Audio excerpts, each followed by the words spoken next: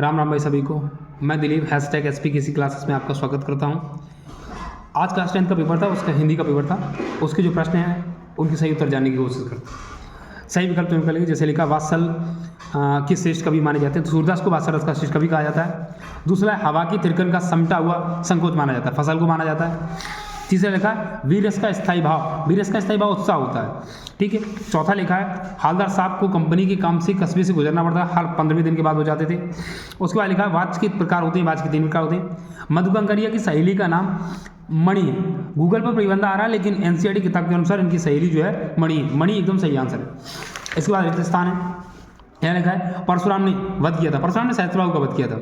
कामायनी एक महाकाव्य होगा, रस के 10 वेद होते हैं। बाल गोविंद वध की अवस्था 60 के ऊपर की थी। जिजीवासा का शाब्दिक अर्थ जीने की इच्छा।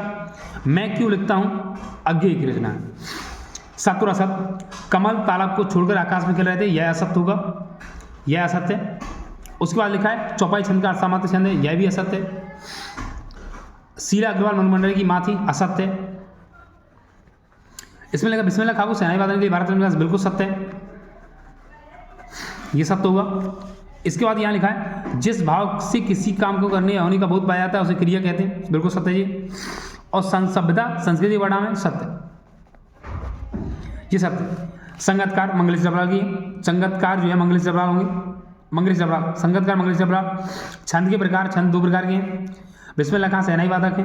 गली का हार होना, बहुत प्यारा होना। संधि के प्रकार, संधि के 3 प्रकार हैं। बालम हीरा लखनऊ, ये उठ।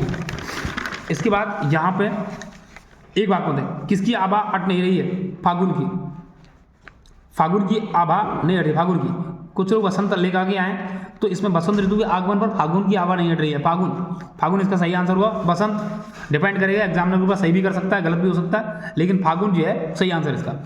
प्रबंध काव्य के 2 भेद माने जाते हैं। नेताजी सुभाष चंद्र बोस की प्रतिमा कहाँ लगवाई गई थी, चौराहे पर लगाई गई थी, चौराहे पर।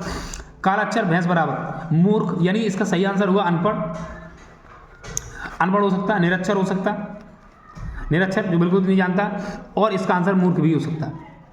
सही आंसर अनपढ़, मूर्ख या निरक्षर में से कुछ भी होगा तो सही माना जाएगा।